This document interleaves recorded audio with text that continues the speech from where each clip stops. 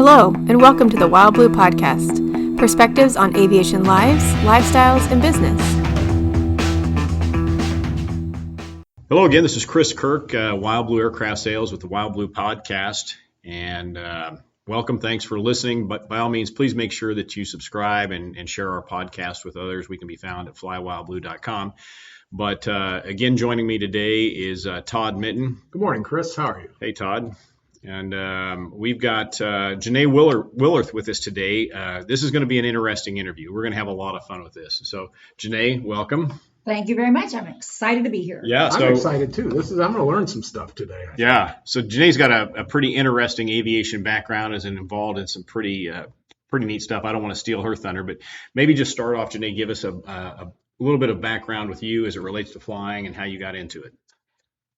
My mother was a pilot. My dad was a pilot. My mother taught me when I was young, and she was an old powder puff derby air racer. And so she took me when I had just 70 hours as her co-pilot in an international air race. So I caught that bug. So last year was my 50th anniversary of air racing. But I'm now a flight instructor, and I do some aviation consulting. So you're also an airplane owner? Yes. And you have? Yes. Okay. Well, to kind of describe my circle, I have a non-pilot husband, Joe. I have a partner, Jim, who's a pilot in the plane. I have a female partner, currently Emmy, to air race with. And I have a boyfriend, Charlie, who's my 182. Charlie has two girlfriends that from Garmin that live in our panel, Esmeralda and Consuelo, and they talk to each other. They bicker a little bit because their altitude varies by 20 to 40 feet. So they're like 500, but we're a big, happy family. Oh, that's great. So what year's your 182? It's a 99 S model, and I've just been upgrading all of my panel as I race. I'm almost complete, getting my autopilot hopefully soon. Yeah. So I saw the panel, 2 weeks ago. We had a kind of what would you call it? A networking thing for Angel Flight, and we were both there. So, and if you're in the Kansas City area here and you're listening to this, like so many others that we have interviewed, if you don't know Jeanne, you should. And I would be frankly surprised if you don't know her. But again, kind of another, shall I say, we use icon. I use that word too much. Fixture. I'm a FAST team representative also, so I do a lot of safety seminars. Yeah. So she's very active and does a lot of stuff. So anyway, get to know her. What year did your mother learn to fly? She learned in the 60s. I don't remember exactly when it was, but I remember she took her check ride. Well, she learned in a tail dragger, and then Cessna wanted her to take a check ride in the right seat because they needed a lightweight instructor. All these guys were coming back from Vietnam. Yes. And then one powder puff derby, her partner was a newspaper woman who left immediately. It was a transcontinental from, believe it or not, LAX to Dulles. Wow. 200 women flew 100 planes. And at the end of the race, I met her in Washington. My dad had sent me back commercially, and I flew back. We had a family debonair, and she said, "I'm exhausted. You're going to fly. This is what you do." And I realized I just needed to be in the front seat because I was always sick in the back seat. Right. But once I got in the front seat, that's where I needed to be. So if you ever get air sick, you just need to move to the front seat. That's what you got to do. That's not wrong. That is not wrong at all. It's just like driving a car sometimes. You're like, I cannot take it here in the back seat. I'm sorry. Yeah. So after the trip, I soloed within a month. And I was young and still living at home. So the next summer, I did my cross countries and I finished up. And where was that? I learned at Epley in Omaha. Yes. Huh. Interesting. So I don't want to put you on the spot, but how many years have you been actively flying? Well, last year was my 50th anniversary of air racing with my mother. Our first international air race was the Angel Derby in 1973. So yes, I'm really old, really old. No, that's just experience. Yeah, no, that's great. And so you're a CFI. Yes, and double I and MEI. Double I and MEI, and you have how many active students at a given time? Well, I was very active at a flight school at Johnson County Executive, and then COVID hit, and my husband had some medical issues. So right now, I just do a few private owners. Like this morning, I was flying with a guy with a brand new 182. He just got it, and he hadn't really flown into class before. So right now, I'm not doing any primaries or instrument that I have to meet with a couple times a week. I'm just doing individual people, mostly at Lee Summit. My plane's at Lee Summit. Right. Yeah. So from where we are, as a crow flies, what is Lee Summit? 20 miles southeast of here? Yeah, I was just flying this morning, and we flew to Johnson County and shot an approach at IXD, and then Did you fly in here today? No, I did not. My plane is in the hospital. Oh. It's missing a cylinder. So the cylinder is out for overhaul, and then it comes back. Put the autopilot in, and then hopefully A new autopilot? I'm getting the Garmin. Yeah. Oh, wow. Yeah. Wow, you're spending a little money. Well, I've Good on ya. upgraded, to a G3X, a G5, and a 750XI, and I put in when you race, you really need a good engine monitor, so I put in a JPI 900. But now the last thing was get rid of that old autopilot and upgrade it. So You mentioned Garmin, so I have to say, because I'm aware that you were recently the keynote speaker at one of their. Can you talk about that sort of stuff that you do, whether you're at Garmin or anywhere else that you're? Sure. Last week was Women in Aviation Week. Right. I know that you're going to hear this a little bit late, and so they invited me to talk to all their associates, either their office in Olathe, and then they had everyone across the country was able to listen in if they wanted to. And they also had other various activities to mentor young women in aviation. I feel like a lot of women, and so that's why it's fascinating when when your mom was flying so many years ago, and then she taught you, and how all that came about. I feel like we're finally starting to see. I mean, Chris and I both working for airlines. There's a lot more women than there ever used to be, and the numbers are. I mean, I understand it's still a lot less than men, but it's sure. It's still only like 6 or 7%, and it was about 5 to 6% when I learned to fly. But when I learned to fly, you could not fly for the military, you could not fly for the airlines, and so I went into IT. And believe it or not, I got downsized from IT, in like 2003, and that's when I became a flight instructor. So I'm a late in life flight instructor. Wow. So I eventually worked my way back around. And for all of you out there, there's still hope. I earned almost all my ratings after 50 years old, including my ATP. So there's hope. Yeah, no, I think that's a fantastic story because it's number one, you had such a love for GA and you knew that you came back to it. You just, it didn't just be one of those things that you regretted not ever, doing. And be aware you can make a comeback. I didn't fly for 15 years and had 3 babies. And now I am teaching rusty pilot seminars for AOPA for people that had to stop for whatever reason. And they're trying to get back into flying. Well, and you can speak to it in personal terms. That's valuable to the listeners. Yeah. Well, that's interesting. So let's kind of transition here. So you've got your shirt on, your Air Race Classic shirt on that you've been doing for several years. So this just sounds like a lot of fun to me. Besides all of the stuff that you have to do to prepare for it and the value you get out of it. But kind of spend a little bit of time. Would you walk us through that? Okay. Women's air racing has been around since 1929. They tried to race against the men. Men kicked them out. So women said, we're going to start our own race. They had several transcontinental air races for years. The Air Derby, the Powder Puff Derby, and now it's called the Air Race Classic, is the longest air race in the world. It zigzags around 2,500 miles. Normally, it's all contained in the U.S., In 2019, it went through Canada. It ended in Canada. So I always find it interesting to fly in other countries as a GA pilot. That's quite a challenge nowadays. It's more and more a challenge. But the Air Race Classic attracts all sorts of college teams. Usually there's 15 to 20 universities that send teams. When I raced in 1998, which was my first time racing in like 20 some years because I had stopped, the only team racing was from Purdue. And now Auburn sends 3 teams, K-State sending 2 teams. All these universities are now sending teams to compete. All planes are handicapped. All planes are single engine. At this time, although twins can enter, they handicap all the planes. You have 9 stops that you have to fly by at least 200 feet to be identified and stop your timing. You can then cool your airplane, come back, refuel, spend the night, check the weather, wait for better winds.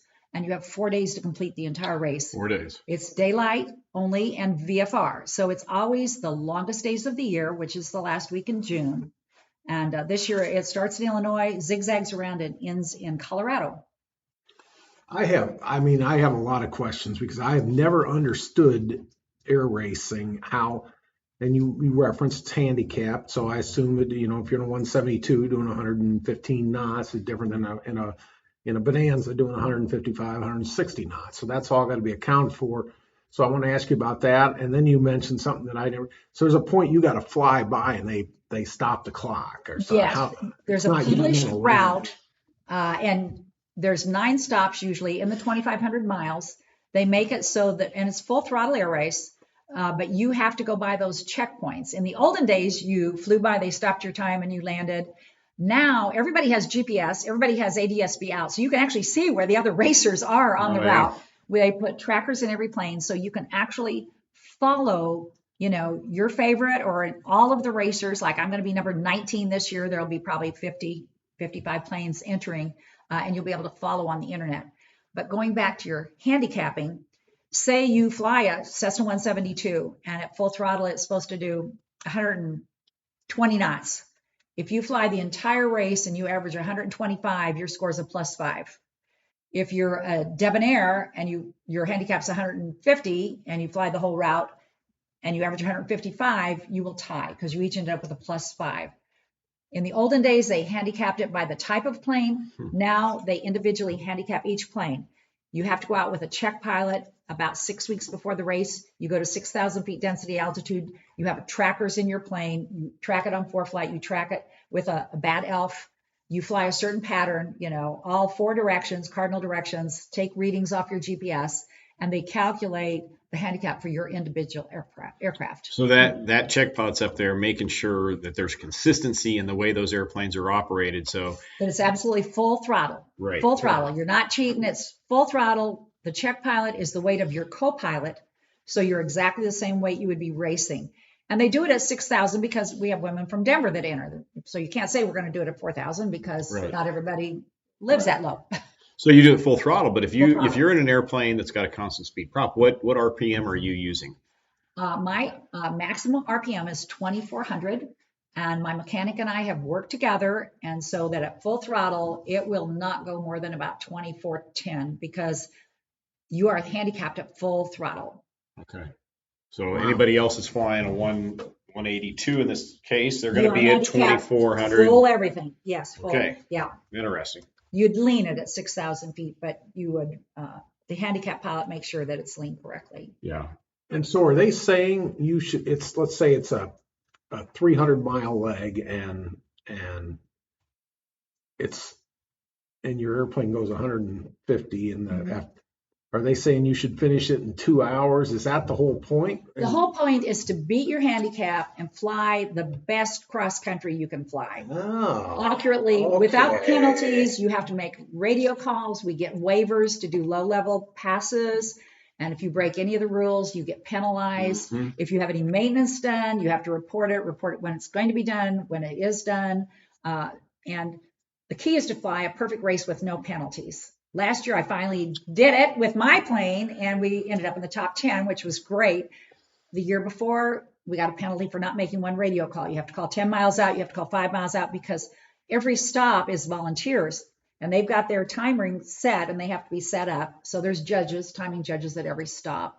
It's quite complex. Well, I'm just curious. So you got all this at every stop. How many people, how many volunteers are at each stop? Oh, there's probably at least 20 to 30 volunteers because you've got volunteers. They have food for us. They'll have Gatorade. They'll have all different things for the racers so that we can gas and go right again. And then the timers, we can't talk to the timers because they're the judging for that, even if you know them. Like when it stopped at Lee Summit, of course, they all knew me, but I couldn't go over and talk to them. And the same when it went through Lawrence, because some people from here went, and I know people at Lawrence. So, it's a fun race. You get to meet people from everywhere. Last year we had, I think, women from Spain, Brazil. 2 women from the Israeli Air Force actually placed in the top 10. They were the most precise pilots I've ever seen. They had the whole rule book memorized. They could tell you everything. It was amazing. I kind of wonder where they are now, but it was very interesting. Huh. Boy, this is really fascinating. I got to tell you, I am learning a lot, and I find it interesting that you do you find that it's like a lot of concentration, a lot of brain powers that's happening, or are you just kind of once you're going, and it's not so bad, and the two of you are able to chit chat about whatever? Oh, no, we have one is the pilot flying, the other's doing the radios, doing all the calculations. If you have enough fuel, you can fly by at 200 feet, and your time that stops that leg starts the next leg. I was going to ask you about that. The You can continue. 172s have to stop everywhere, but in my 182 with 88 gallons, for the first time, I'm able to fly by to continue. So normally, if I can take off and you have to start the race with full fuel, you're eliminated if you run out of fuel. So but you want to offload as much fuel as you can once you get started because it's weight. And you fly with all your vents shut, all this stuff to get as, aerodynamically as possible. You want to go as fast as possible.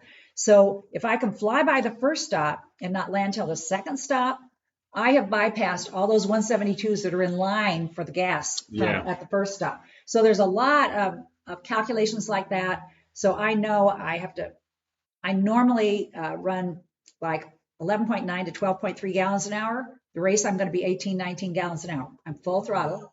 And I'm calculating it, and I use my JPI 900, and it tells me exactly how much fuel I'm using. And if I'm the pilot not flying, I am calculating the fuel to see if we can make it to the next stop. Right. And if I don't think we can, we'll stop. And then if I know I'm not going to be able to make it 2 more stops, I offload fuel. I may only fill it to 60 instead of 88. And that just saved me, a lot of weight. Saved me like another person. So at each of the intermediate stops, you don't have to fill it full, but at the beginning, you have to be full. Every plane is topped to start with, right? Okay. But you have to stop or fly by every one of those checkpoints at 200 feet. And then, but you could stop at a different airport along, like you think. That goes against your time. Okay. Because one time in 2019, I did not know the person I was flying with. It was an international air race. I hadn't raced for a couple years, so I just put it on the internet. I was open to racing. And a little gal from Maine, whose dad had an old Cherokee, she'd just gotten her pilot's license, got a hold of me, so I went as her co-pilot. Every plane has to have somebody that's got at least 100 hours. Well, they have to have 100 hours to even enter, but they have to have 500 hours of PIC or an instrument rating, and she had neither. So I literally went kind of as her instructor, but I was the credentials for the plane. So I literally met her in Jackson, Tennessee. I met her, hopped in her plane, and we flew 2,500 miles into Canada. And her dad said, let her make all the decisions. This is a real learning trip for these gals. And she made a decision. We were going to take off at one point, and we hit storms. We went all around them, and it had the old analog gauges of an old Cherokee. And I said, we're going to land off route, but if we run out of gas, we're eliminated. So we landed off route. You have to call the judges because they see your little spot. And we did not win the race, but we had a great time. For example, I told her I said, you need to get the database for Canada. She had a Garmin 430, and we got over the line, and there was nothing on that GPS. She didn't just get it. I don't know what I said. Luckily, I loaded it on my Garmin Pilot, so I had a map. So these have to be certified airplanes? Have to be certified airplanes. You can't use an RV or a non-certified. It's very safe. Basically, we can be ramp checked anywhere. We have a super ramp check at the beginning. They check your database. They make sure your radios work. They check all your lights. They check everything more in depth than a regular ramp check, in addition to checking all your credentials. So can you have speed mods on the airplane? It depends. Some modifications they allow, others, like if you're familiar with Peepong, no, there's certain things you cannot race with because they help during a climb. They may not help in cruise. It has to be pretty much stock. So things like gap seals or they won't allow that. No, but if I have sponsors, if anybody wants to sponsor me, I will put your big sticker right over. There we go. Yeah. No, it seems. Call us at Wild Blue. We'll get you in touch. You did. I wore your shirts last year. Yeah, that's right. We'll do it again this year too. We'll do it. So that's very fascinating. So my next question then is, how do you decide? Normally, you told us you got paired with this gal before, but how do you figure out who you're going to be flying with? How do you figure out who I'm going to have as my team member? If you've got a plane, you can be picky. like I say, early on, I was always flying with my mother as her co-pilot, and then she stopped flying. And then in 1998, my daughter was in high school and looking at colleges, and I'm like, if you want to write an essay like nobody else, there's an ad that says you can take a student pilot, female, with you to mentor her. So I got my mother out of retirement at 75. She passed her medical, passed her flight review, and we became the first mother, daughter, granddaughter team to ever come. Oh my gosh, that's so cool. We got our picture on the front page of the Star. It was real fun. My daughter got interviewed by ABC. Of course, we did not win anything because when you take your mother and your daughter, you're at maximum gross weight. Yeah. They take everything. But we had a good chick trip, you know. Oh, that's worth it right there. I mean, who cares about the rest at that point? That's awesome. But I'll tell you, it started in Santa Fe, and I thought that I was in a little Cherokee. I thought we're never going to get off the ground in this Cherokee in Mexico. And but you started that way. You could still put full fuel in it with everybody in there. We had, yes, you have to be able to. I know a Cirrus has flown, and when she took a third person, they could not take any luggage with full fuel, and they stopped on the way to the start of the race. It started that year in Lakeland, Florida. They stopped at the first stop that the race would make and left all their luggage, flew to Lakeland, started the race, then they landed and picked up their luggage because then they could offload the fuel. Of course, having somebody in the back helps your CG. It makes it makes the plane fly a little more efficiently too. Yes, it's alleged some people make their co-pilot climb the back seat. Oh yeah. And there's some people that would take a Saratoga and put a very heavy person in the back seat. Yeah, my plane always flies better. But now you handicap with whatever weight you're going to have your passenger in. So interesting. So I went with a little girl from Maine, and then COVID hit and they stopped the race. And then I decided I wanted to race my own plane. And I had met a young woman that raced from Indiana State who was becoming a missionary, and she happened to be training in Bolivar for her mechanic training. Mm-hmm. And I took her with me in 2022. And then last year, I decided, well, one more race, because it was going to be my 50th anniversary. And I got a hold of a 99. That's the International Organization of Women Pilots, a gal who had been an engineer for Garmin. Her name was Emmy Dillon. And she had left and done various things. She'd worked for Cirrus, was flying a Lear, and last summer she was flying a Citation for a charter company out in California. So she became my partner last year. She's going to race with me again this year. She's now flying a Boeing 777 for a major cargo. How about that? Yeah. I think I've seen her on our local aviation. Is she local? No, she lives in California, but she was with Garmin for several years here. So a lot of local people know Emmy, and Emmy was the stock chair when it went through Lee Summit in 2019. So she turned out I've had wonderful people that I've flown with. I've been very blessed that they were clicked. You know, some women don't get along with other women and they end up staying in separate hotel rooms, or they end up leaving, whatever. But I've been very lucky. I've had great women to race with. Well, if there were a men's version, Chris and I would just bicker the whole disaster. Sleep and fly. You're going to be friends after the race, and you have to agree that one of you is going to mess up, and you just got to let it go and move on. Yeah. So this is fascinating. It's a team sport, and the other thing I didn't really understand is it's until now, and you've done a nice job of explaining, is how it's a speed race. Because I could never sort out in my head. How is it that you're competing always, obviously a 172, a Cirrus, a Debonair, whatever, all the, but now everybody's just good. They're as fast as they can. Yeah. That is really. Well, what's impressive is the prep work that goes into making sure these airplanes are all. Yeah. We started in January. We entered the race in January. My plane's got to be entered in May. We have to scan in all the logs, our logs and planes logs, everything for the last 2 years to pass the quote ramp check, and then we have to do the handicap. So does somebody come to you to do the handicap, or you go to them? We find someone, they put out the word, and they try to find people that have worked the race before, or another racer will handicap another person. A lot of people know Chris Hope here in town.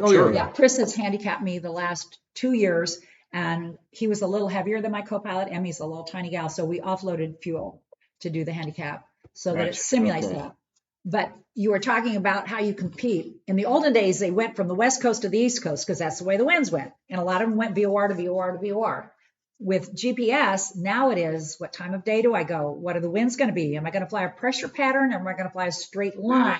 Am I going to wait till tomorrow and hope I've got a tailwind that I can do 4 legs?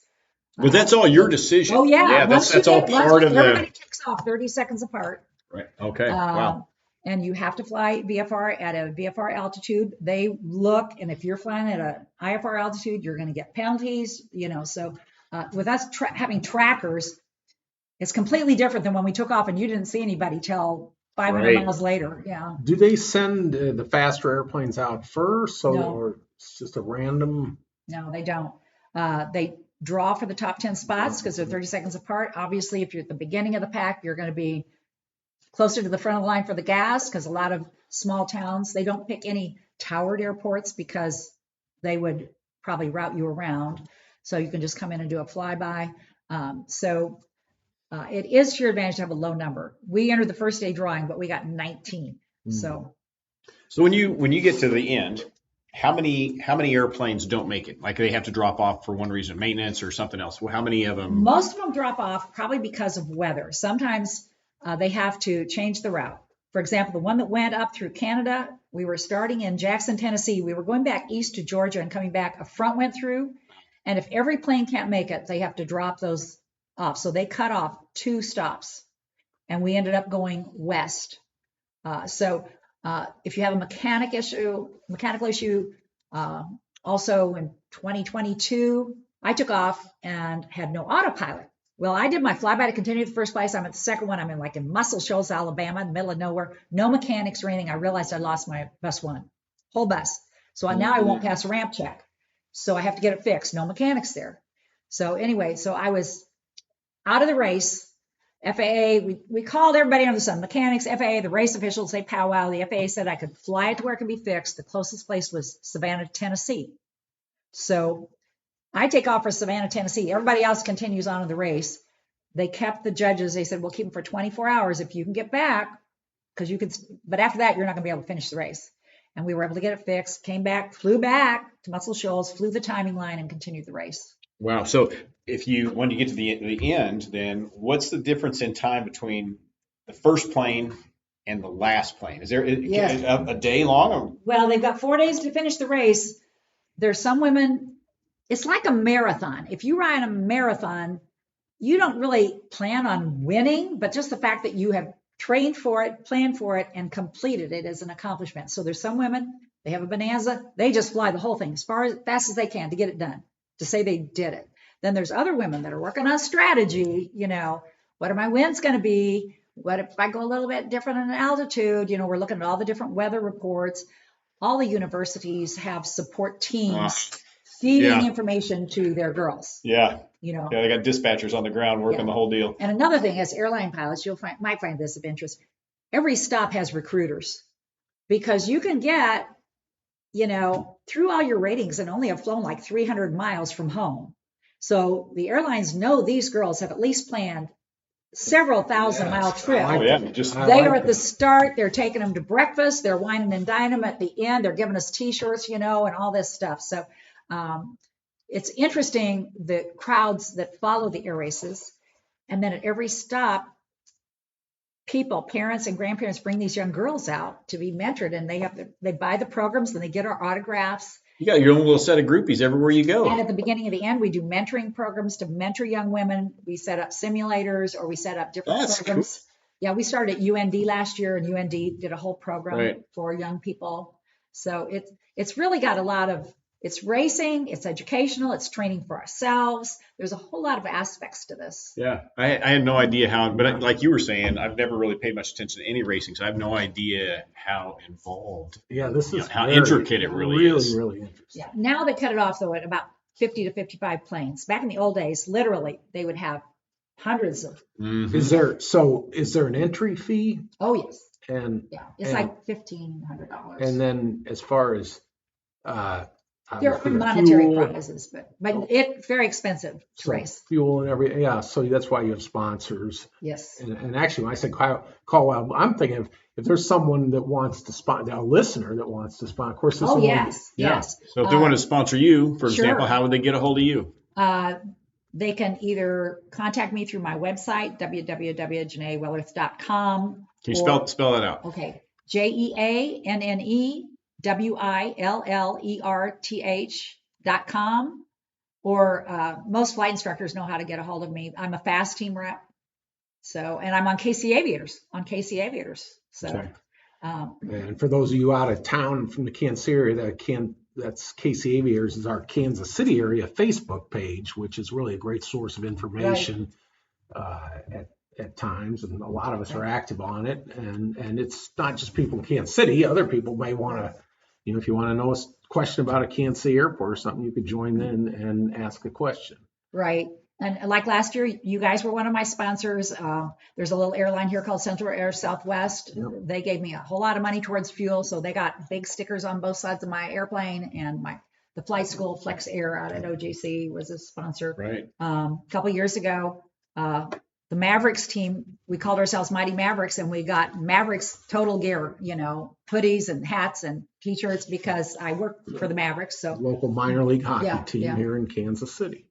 So you mentioned something about, I'm curious about the sponsorships. Do they offset almost all of your costs? Are you pulling money out of your own pocket to get this done? No, we are still spending a lot of money because I'm providing the plane. Right. Now, and you put how many hours on that thing during the race? I think 36 hours last year. I flew 4,200 miles because the race started in North Dakota and ended south of Miami. Gotcha. So after I finished the race, I still had to fly 1,100 miles home.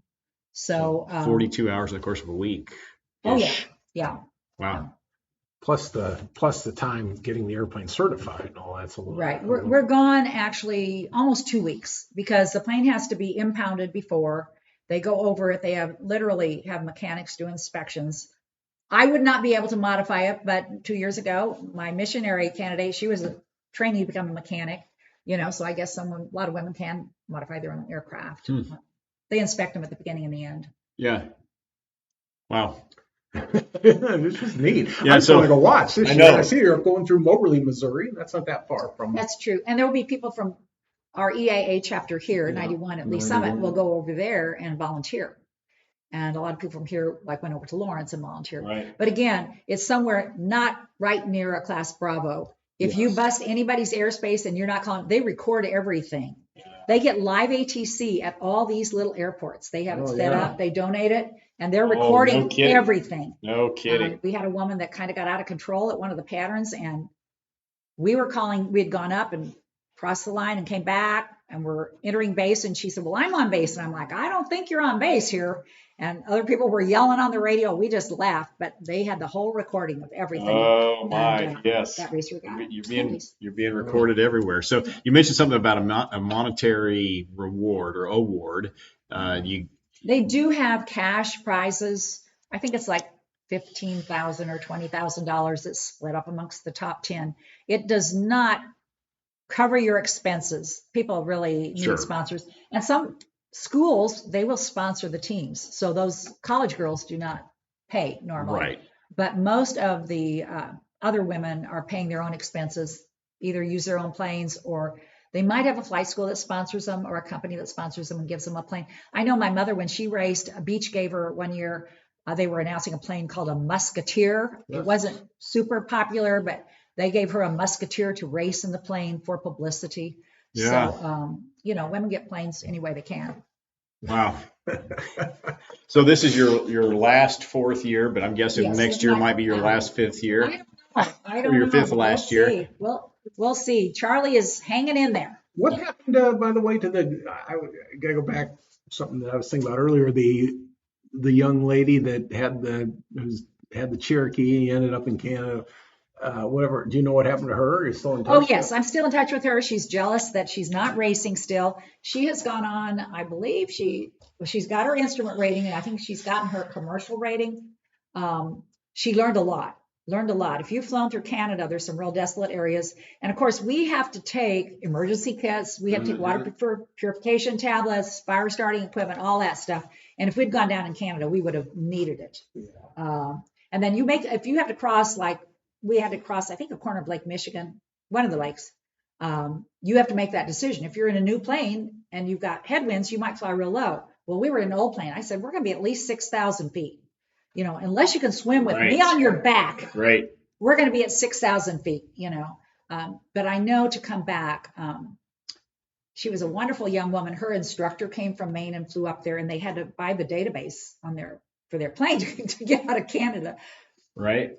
I'll be darned. Yeah. Her parents came up and met us at the end. So I'm thinking about, because I don't think you gave it, but so to get in touch with the organizers of this event, how would somebody do that? Okay. It's Air Race Classic, all one word, .org, airraceclassic.org. Airraceclassic.org. And you can go on there and they will set up all these tracking devices. They'll have us turn them on when we start heading to the race, and you will see all these spots coming in to wherever it starts. And that will be on the internet. And then once we take off, you will see each one identified by its own individual number, so you can track your racer. We were the last ones the year I had the mechanical issues 2 years ago. And everyone thought we were going to have to quit. My partner had flown the prior race, and they had not made it to Canada without mechanical issues, and they did not finish the race. But I said, we're going to finish. And everybody was tracking us across, and we landed in Mount Vernon, Illinois. I still remember. And they're like, you're going to try to finish this race? I said, yeah, we got till 5 o'clock Eastern time. And we're going to, if we don't stop at any of the other stops, we just fly by, even if we have to lean it out, we're going to finish the race, which we did. But we landed. I said, fill it up. We're going to run to the bathroom, hop back in the plane, but we need something to eat. She said, sorry, everybody else took all the sandwiches, all the cookies, all the Gatorades. Everything's gone. They didn't think you were going to make it. And one woman came up. She said, I've been following you on the internet. She said, I didn't know what I could do, but I'm rooting for you. She said, I brought sandwiches. And I'm like, oh, God sends an angel just for me. That's great. And we hopped in the plane and we kept going. We went to Tullahoma, Tennessee. We had to go down to Tennessee and fly by a line, and then we had to fly by another one in Indiana, and then in Terre Haute. And we got there just in time for the meltdown party, because there's big parties at the beginning. Oh, yeah, I'll bet. Oh, yeah, big parties. Meltdown party at the end. So what's the longest day you've flown? Like how many hours? That day we flew probably 4 legs. We started in the morning in Lawrence, and we flew to Mount Vernon. We flew down. So we flew 5 states that day, but we were done by 5 o'clock Eastern time. So you have 3 days that are the full days. They designate sunset because you have to be on the ground by sunset. And if it's too late, they'll designate it at like 8 o'clock because these volunteers are there all day. Sure. And then they designate what is legal sunrise or 6:30 in the morning. So you could fly literally from 6:30 in the morning until sunset if the winds and everything were favorable. Right. Wow. I got to tell you, we've been talking a lot about air racing because we get all fascinated by all this. But I, if you don't mind, before we finish, and I know we're getting a little long, but can you talk about the FAST team stuff that you do? Sure. The FAST team is the FAA safety team. We used to be called safety reps. I do counseling if people had issues or whatever. Right. We do seminars, webinars, like AOPA used to put on seminars all over the country. I used to present those for them. And I used to teach what's called FERCs, Flight Instructor Refresher Training courses for AOPA. All that stopped with COVID, but we will go out and preach safety basically on behalf of the FAA. And it's a good program. Anyone can become a FAST team rep, whether you're an entity, your company you could be an individual. You just have to work with the FAA. Like they called up and they said, we've got lots of problems at non-towered airports. We had 17 incidents or accidents last week in Missouri alone. There were 2 over in Johnson County. I don't know if you heard about those. Wow. So people are going through schools very fast right now, and they're not getting a lot of the basics down and just basic courtesies and how to operate at non-towered airports. So that's what we did last night. We worked up a seminar, and I presented part of that. That was at Lee Summit. But I also do volunteer flying. I know Chris does Angel Flight and Challenge Air, and I'm very active in both those 2. One year I raced for Angel Flight to raise awareness for Oh, did you Angel really? Flight. Yeah, that was in 2005. Yeah. Wow. Yeah. And one year I raced, we were trying to bring a battered woman's shelter to Lee Summit, and we got a Hope House to build in Lee Summit. I was on the committee to try to bring them there. That was in 2000. I'm dating myself now because these are a long time ago. Well, you did that early on. Don't worry. That was early in the discussion. It's out. We're all friends now. Yeah. So interesting. So go ahead. No, I was going to say so many things. It's just really fascinating. So you talked about some of the safety stuff, and maybe it's because I'm getting older. Maybe it's because information is so readily available. But I'm so keen on seeing some of these incidents and accidents that happen, particularly with general aviation stuff. And so from your experience, broad-based, where you mentioned a little bit of it, lack of experience, people going through training programs, but some of these people are also older people that are out there making just not very good decisions. What are you seeing as the primary drivers to some of the stuff that's going on? Well, I see in teaching the Rusty pilot seminars, which are mostly older males. I will just say that because most of the pilots are males. They're afraid of the airspace and they're afraid of technology. People get all wrapped up in technology, and I think they're forgetting to look out the window. They need to remember, just because you see it on your screen, you need to get your eyeballs on that traffic, especially around a non-towered airport. And like Lee Summit is within the Modsey Vale. So you should have ADS-B out if you're in an aircraft. We still do have a couple planes that don't have electrical systems, and of course they try to avoid all the rules. But I think you just need to be very, very vigilant and don't get locked in on your tablet or your, iPad or your screens, because literally you can have everything inside the cockpit. But if you're VFR, you need to be aware of your surroundings, listen, and communicate. Call where you are, call what your intentions are, and be sure to give the airport at the beginning and end of every call, because we have people at Lee Summit and we're on the same frequency as about a half a dozen other airports. And if you don't catch that call, you're not aware of that. Yeah. That is sage advice, and I think some of that is not necessarily even for today. It has been the case for a long time. You talk about people not looking outside. You and I have seen that in a variety of different flying, well before tablets came out.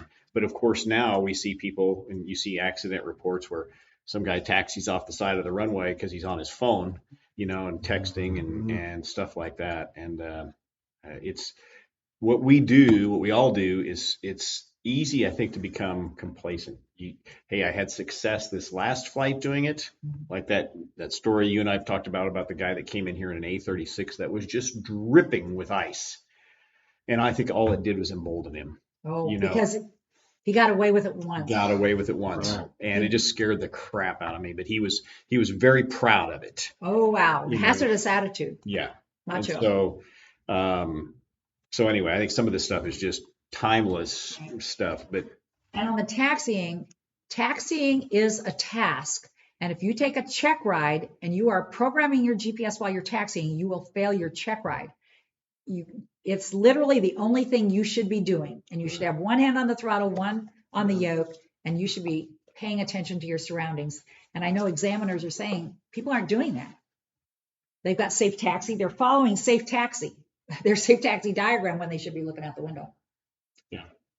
Well, Jeanne, this has been enlightening. It's been a lot of fun. Well, thank you for having me. Yeah, thank you. It was.